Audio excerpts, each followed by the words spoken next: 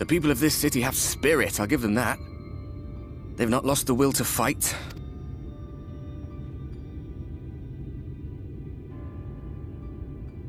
I can imagine how torn you must feel, looking at that sky, knowing what it means to everyone, and that you're responsible.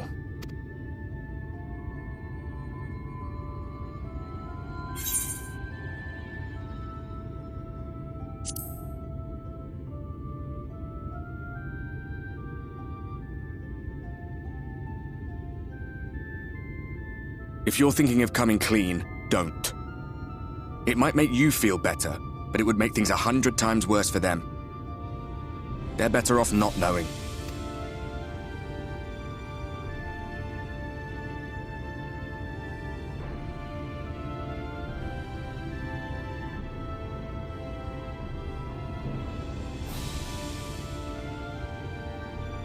You're in a corner, and there doesn't seem to be any obvious way out.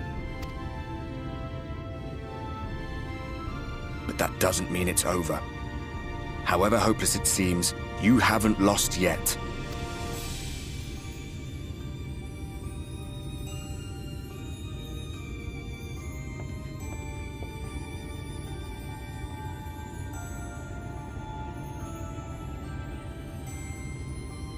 I remember looking up at the sky like this before. Being caught up in a strange kind of calm. It was after we realized we were responsible for the flood. When we resolved to journey to the source by taking our own lives. One last sacrifice, one last fight, one last failure. And then the Oracle appeared and, well, you know the rest. There were times in the years and decades that followed when I wondered if we might not have been better off just letting the rejoining happen.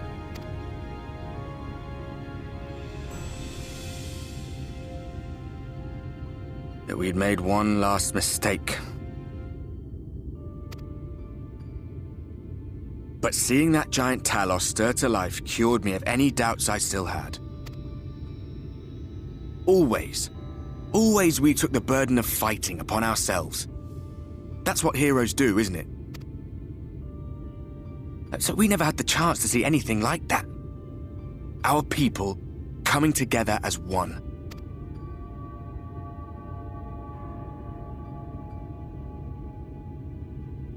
To think that their hope still burned so bright.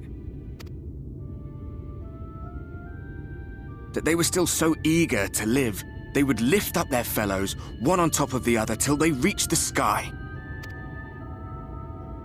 No. We made the right decision. And I can finally feel proud of the part we played in helping this world survive.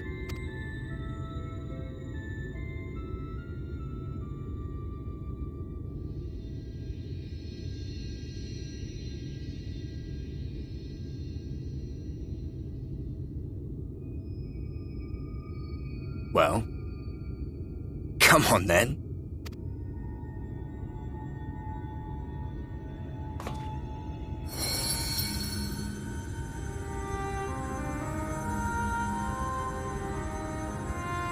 As I thought, what happened between us was no coincidence. My story may be finished, but the fates have gifted me a minor role in yours. I suspected as much the moment I realized you could hear me. But it's hard not to doubt yourself when you're the man who caused the flood. I was afraid to do anything more than watch for fear of making things even worse. But no longer. After all, the path I once walked is now yours to finish.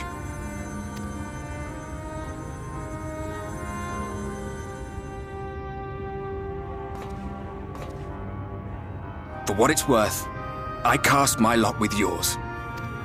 If you need a push, I'll be right there behind you. If you lose control, I'll do my best to stop you. So, let us be about it, hero.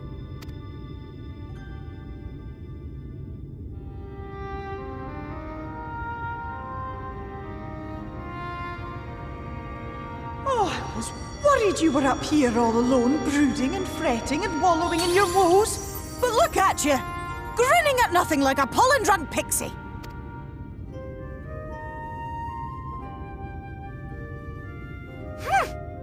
Look at what you've done to your ether. It's a mess. And you have cracks running all through that pretty soul of yours. My poor little sapling. Whatever am I to do with you?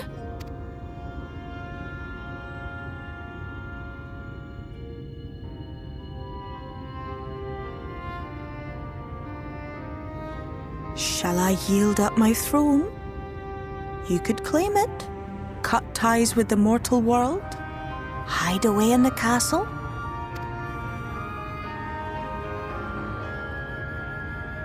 It won't fix the problem, but would it really matter? If any pesky heroes come calling with steel and magic, all of Il Meg will rise up in your defense. My crown and scepter are yours, if you want them.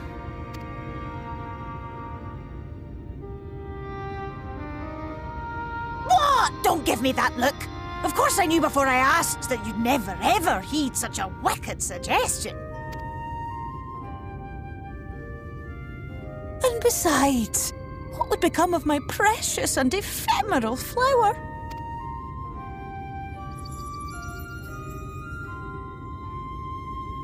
Oh, my dear beloved sapling, you are lost, confused, and have precious little time to gather your wits.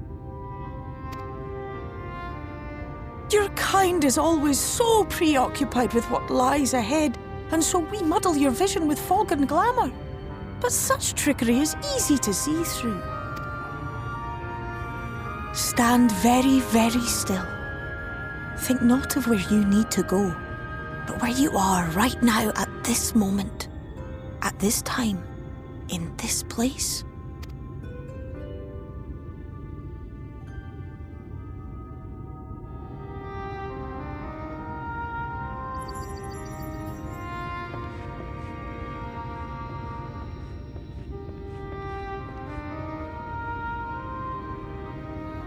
Our cairn of crystal.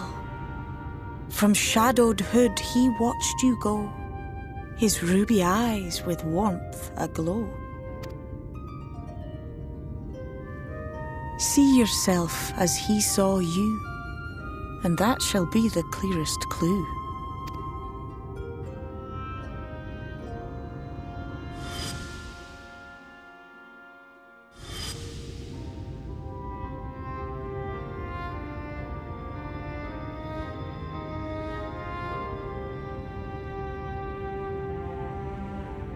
You stand in his garden, dear sapling.